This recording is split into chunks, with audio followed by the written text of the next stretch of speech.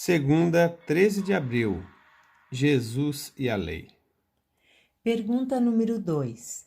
Leia Mateus, capítulo 5, versículo 17 ao 20.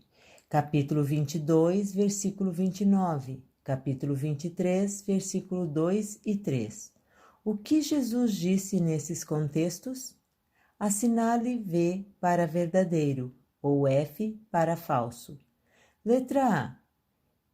Que ele não veio para revogar a lei, mas para cumpri-la. Letra B. Ele veio ao mundo para anular a lei. Jesus ensinou aos seus discípulos a obediência à palavra de Deus e à lei.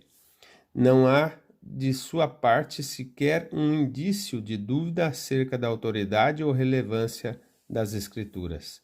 Ao contrário, ele constantemente se referiu a elas como a fonte da autoridade divina.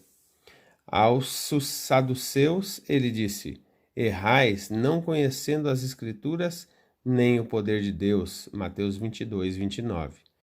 Cristo ensinou que um mero conhecimento intelectual da Bíblia e de seus ensinamentos era insuficiente para conhecer a verdade e, mais importante, para conhecer o Senhor, aquele que é essa verdade. Pergunta número 3. Leia Mateus, capítulo 22, versículo 37 ao 40. Qual é a visão de Jesus acerca da lei de Moisés? Na declaração ao intérprete da lei, Jesus resumiu os 10 mandamentos, dados a Moisés quase 1500 anos antes. Jesus se concentrou na lei do Antigo Testamento e elevou-a ao mais alto nível.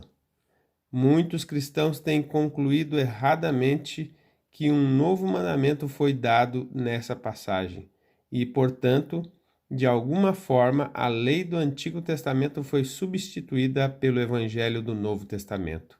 Mas o que Jesus estava ensinando está fundamentado na lei do Antigo Testamento. Cristo havia revelado a lei mais plenamente e resumido os 10 mandamentos, cujos 4 primeiros se concentram no relacionamento divino-humano e os 6 últimos focalizam os relacionamentos humanos. Ele disse que desses 2 mandamentos dependem toda a lei e os profetas, Mateus 22, 40. Assim como a expressão a lei e os profetas, Jesus também enalteceu o Antigo Testamento, pois essa é uma maneira abreviada de se referir à lei, aos profetas e aos escritos, ou às 3 divisões do Antigo Testamento. Cristo apontava as Escrituras como de autoridade inquestionável e que deve fazer o mesmo. A Bíblia deve ser apresentada como a palavra do Deus infinito, como o termo de toda a polêmica e o fundamento de toda a fé. Ellen White, Parábolas de Jesus, página 39 e 40. Há outras autoridades competindo contra a nossa submissão à Bíblia? Família, filosofia, cultura?